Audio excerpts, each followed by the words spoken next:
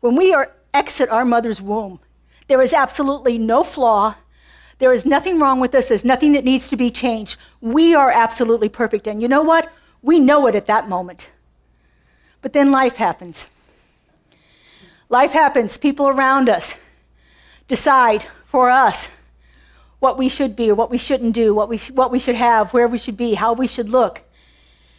And it begins to pile on and pile on and pile on till we forget that we were that perfection when we were born. You know, when Spirit looks at us that first moment when we come out of the womb of our mothers, it doesn't see any handicaps. It doesn't see any flaws. It sees a magnificent idea created in its own mind and manifested before us. It sees us glorious in all of its perfection. Spirit never looks at anyone who has been born and says, oops, I made a mistake with that one. It couldn't happen because Spirit created us in love for us to allow it to experience the world uniquely as us. Who am I to say that Spirit doesn't get to experience life as a fat woman in this world? What kind of ego must I have to think that I'm wrong, that Spirit must be wrong if it made me this way, and I'm not right? Spirit creates only perfection. It creates in its own image and likeness, and everything is created in love and perfection and wholeness.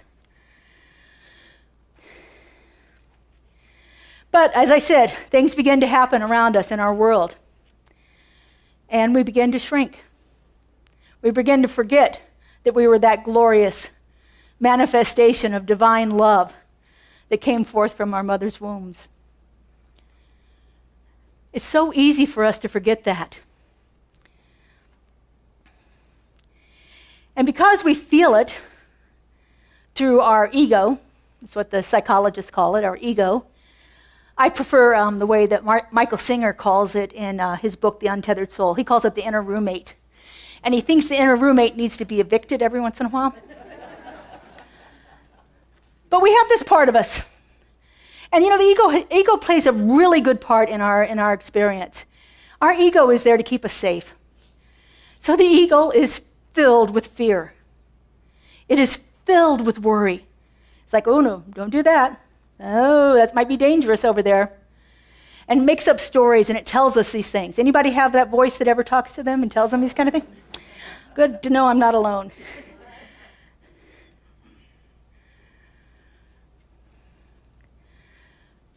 We really don't have to play small for anything. We need to remember who we were when we came into this world as that divine expression of Spirit. Deepak Chopra says, whoops, in my video. There we go, get on the right one. Deepak Chopra says that awakening is not changing who you are, but discarding who you're not. It reminds me of that story about Michelangelo saying, when he's asked how he creates these beautiful sculptures like this statue of David, how did you do that? He says, I just take away everything that isn't the perfection of the stone. Just chip it away, remove it. It doesn't belong there, it doesn't need to be there.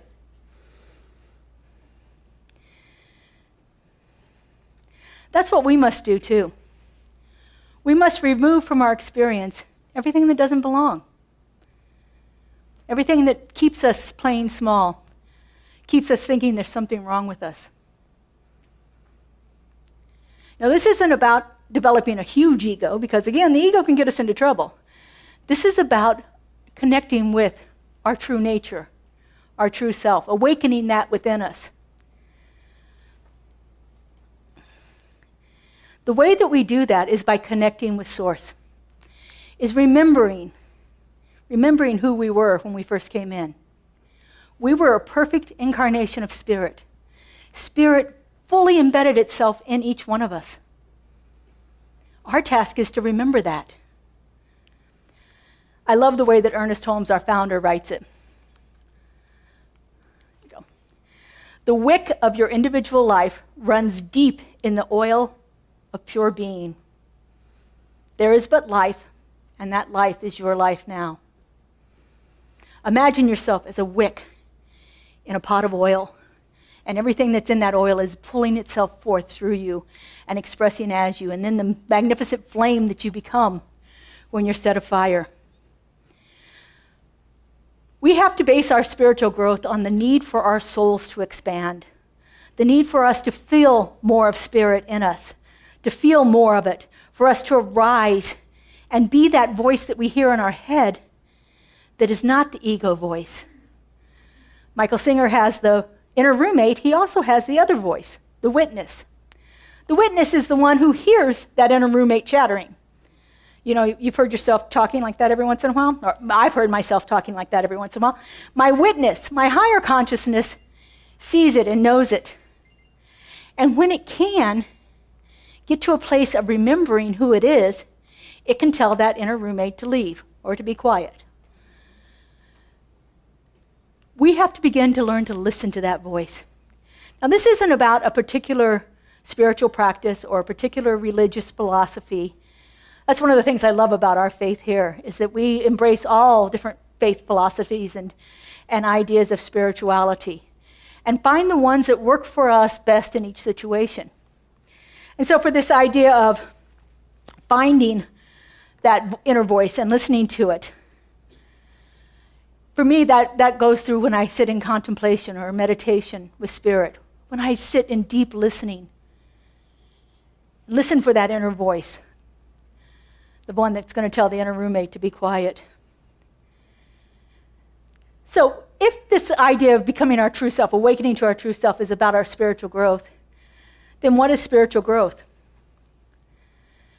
It's about us becoming more of ourselves. It's about taking away those things that no longer serve us. It's about shedding those ideas that society has put on us about what we can do and what we can't do and who we should be and who we shouldn't be and how we should look and how we should behave and how we should sound and all of those things that come along throughout our experience in this, like the earth school that we call it. This isn't about comparing ourselves with anyone else because we are like no one else. Why would Spirit make copies? It's created something beautiful and unique, and it wants to create again and again and again. But it doesn't want to create the same thing. It wants something different. And so when we think about differences as being wrong, we think about people who are otherly abled as being disabled, or as they did in the movie, oddities and freaks. When we think of that, we are basically thinking that's what Spirit is. That Spirit was so wrong that it created this person that's wrong. How could we possibly think that?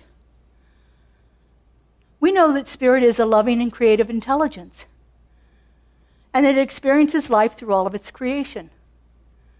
So who am I to say that that creation is wrong and that creation is right?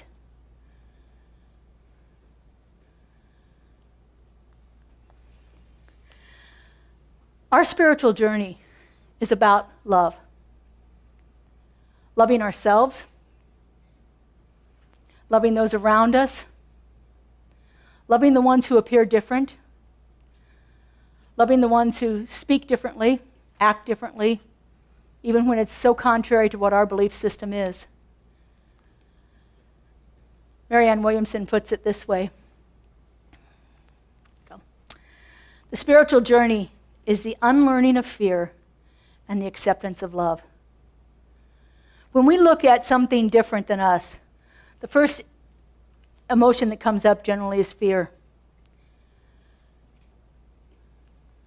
There's something wrong with it, so we want to push it away from us because we don't want that in our experience.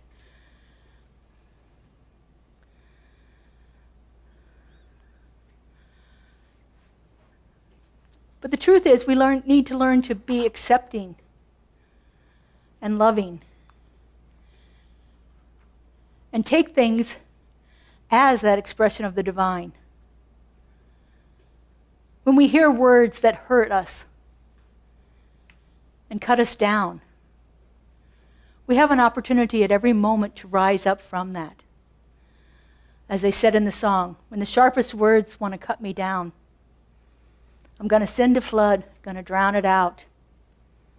I am brave, I am bruised. I am who I'm meant to be. This is me. I am not what happened to me. I am what I choose to become. I am not what happened to me. I am what I choose to become.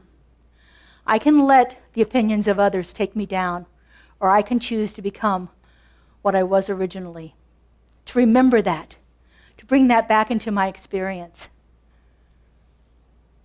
As they said in the song, we are glorious.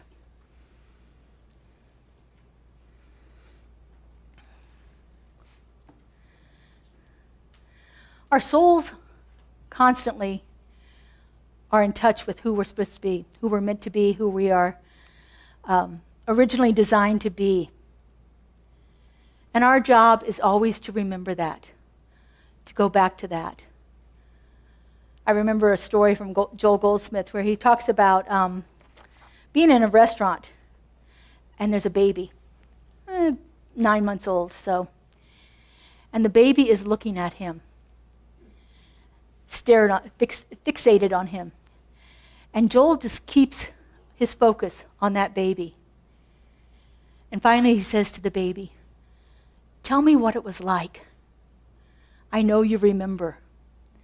Because the baby hadn't yet learned all those things that society puts on it to make it forget who it is. And so he wanted to connect with this child to help him remember what it was like.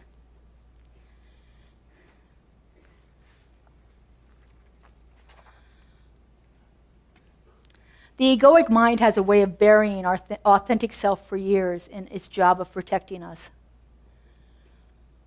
It does a really good job of it. But as I said, we are here on this earth school to expand and grow. By opening up and living from the heart and not from the head, we can align ourselves with spirit. And when we do that, we put ourselves in that magic flow of life. And life opens up before us. Ernest Holmes says in Know Yourself.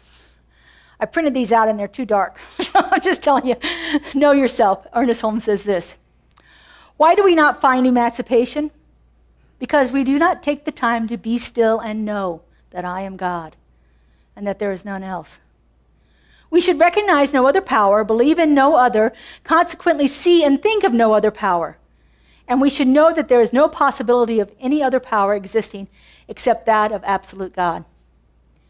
So when I'm facing a challenge in my life, if I'm worried about that challenge, if I'm fearful of that challenge, I am giving that challenge power. But if I can take myself out of the situation, step back, and look at it from that witness consciousness, that sees the truth of it, that sees the perfection that is there in the situation, I begin to feel like this is not something being done to me, this is something being done for me. And it allows me a place to expand and grow in my own understanding of myself. But if I stay in the fear, I stay a victim to it.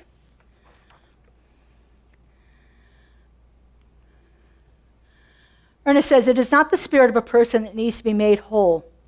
It is the mental reaction to life that needs healing. Listen again, it's the mental reaction to life that needs healing, not us. These mental reactions are both conscious and subjective. Successful spiritual mind treatment neutralizes negative reactions on both the conscious and subjective levels. Subjective levels are those things that we don't always know are operating. We call that race consciousness, those ideas that permeate us that we're not sure where it came from, but it's something we believe wholeheartedly. Something like, oh, I'll never get ahead, or I'm stuck this way, there's nothing ever going to change that. All of those ideas that we hear from society or that we grew up with in our families. I know my family, my father had one, it's like, if you've got it, you got it. If you don't, you'll never get it. That kind of an attitude. So it took a while to overcome that. But those are race consciousness ideas. It takes us some time to actually really begin to examine ourselves and to see what's operating in our lives so that we can move past that. So let me finish out with this one more quote from Ernest. I love this one. This is from this thing called You. Did that change? Nope. There we go. The greatest gift life could have made to you is yourself. The greatest gift life could have ever made to you is yourself. You are a spontaneous, self-choosing center of life. In the great drama of being, in the great joy of becoming, in the certainty of eternal expansion, you could not ask for more, and more could not have been given. You are glorious. Look out, world. Here I come. Let's take this into prayer.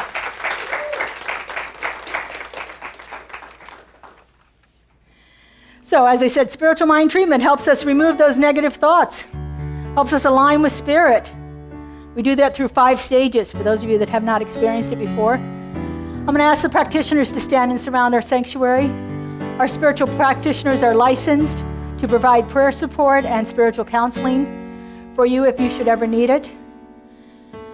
They are here serving our community in such beautiful and magnificent ways.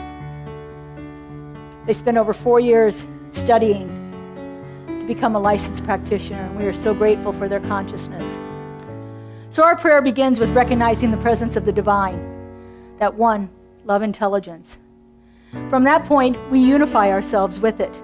We align ourselves with that one spiritual truth. If God is all this, I must be it too. And then in our 3rd stage, we recognize truth. The truth that is.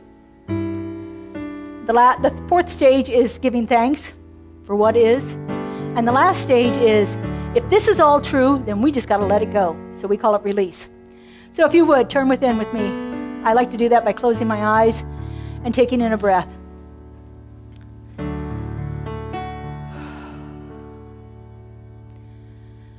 And so right here and right now, I know that there is only one thing, one power, one presence, one divine creative energy that has so lovingly and gently brought everything into existence. This one power, this one presence, is the fullness and the allness of all life, all creation, all time and all space. For nothing exists outside of this one, this magnificent, creative love intelligence that is operating right here and right now in each and every one of us. Because I know that there is only this one, I know that I am one with it. That the power and the presence of the divine resides right at the heart of my being, and it is manifesting itself through me in everything that I am and everything that I do. And as I know this is true for me, I know this is true for each one of us. For we are all that perfect and unique emanation of a love so powerful it could do nothing but create more of itself. Oh, and so how good it is to know that the power and the presence of this one is operating in our experience right now. That it is completely and totally immersed itself in each and every one of us. There is nothing about us that is wrong. Nothing about us that is broken. Nothing about us that should ever be any other way. For we are the perfection of the divine right here and right now. And for goodness sakes, we are glorious. And I just give thanks for knowing this. I'm so grateful to feel it. I'm so grateful to see it happening right here in this community and beyond. I am so, so grateful. And I just release this word into that creative intelligence that is constantly unfolding itself in all of our experience. I let it go and I let it be. And together we say, and so it is.